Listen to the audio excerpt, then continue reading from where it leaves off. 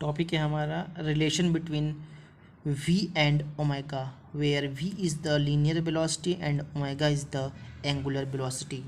हमें इस टॉपिक्स के अंदर फाइंड करना है v और ओमेगा के बीच में क्या रिलेशन आएगा। तो सबसे पहले हम कंसीडर करते हैं कि ये v और ओमेगा क्या है। v जो हमारा है वो लीनियर वेलोसिटी है। लीनियर वेलोसिटी मतलब एक वेलोसिटी में चलना।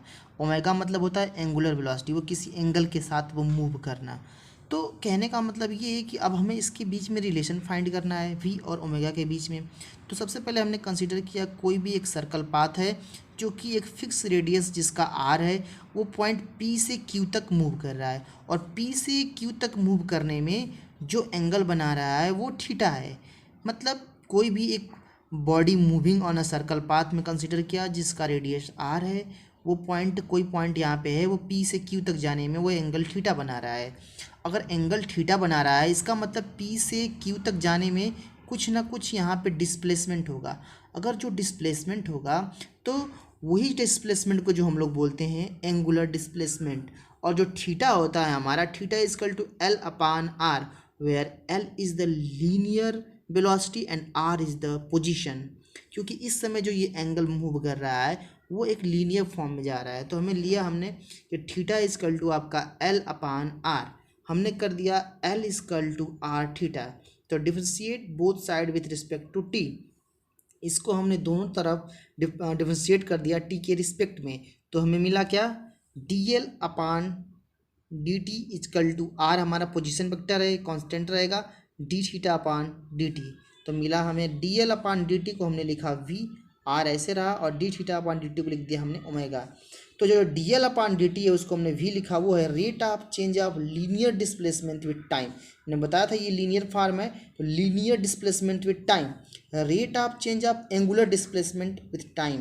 ये थीटा हमारा क्या था, यहाँ पे एंगुलर डिस्प्लेसमेंट था, theta is the angular displacement. Okay, understood. तो हमें मिला v बराबर आर ओमेगा, हमें रिलेशन फाइंड करना था v और ओमेगा के बीच में, तो v बराबर मिला हमें आर ओमेगा। बट यहाँ पे जो v बराबर आर ओमेगा है वो अभी स्केलर फॉर्म में है।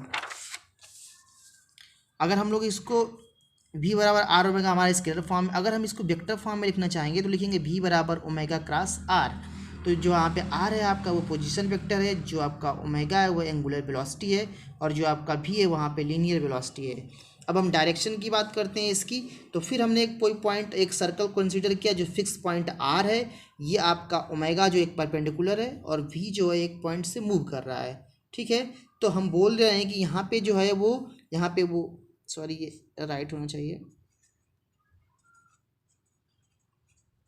यहाँ पर राइट हैंड रूल लग रहा है। तो राइट हैंड रूल अगर लग रहा है तो इसका मतलब ये आपका ओमेगा ऐसे हुआ, v आपका ऐसे हुआ ऐसे, और r आपका ये पॉइंट हुआ। इसका मतलब यहाँ पे वेक्टर फॉर्म लग रहा है। तो a क्रॉस b बराबर A B sine theta N cap, ये वेक्टर का डायरेक्शन पता करने का तरीका। इसका मतलब अगर ओमेगा क्रॉस r होगा या a क्रॉस b होगा तो ये अपवर्ड होगा, मतलब ये इधर का जाएगा।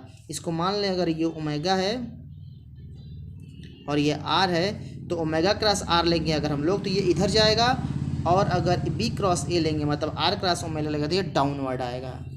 Thank you. तो हमें फाइंड करना था आपको वही v और ओमेगा के बीच में रिलेशन। तो हमें मिला v बराबर omega cross r vector form में, और v बराबर r ओमेगा स्केलर फॉर्म में। Thank you.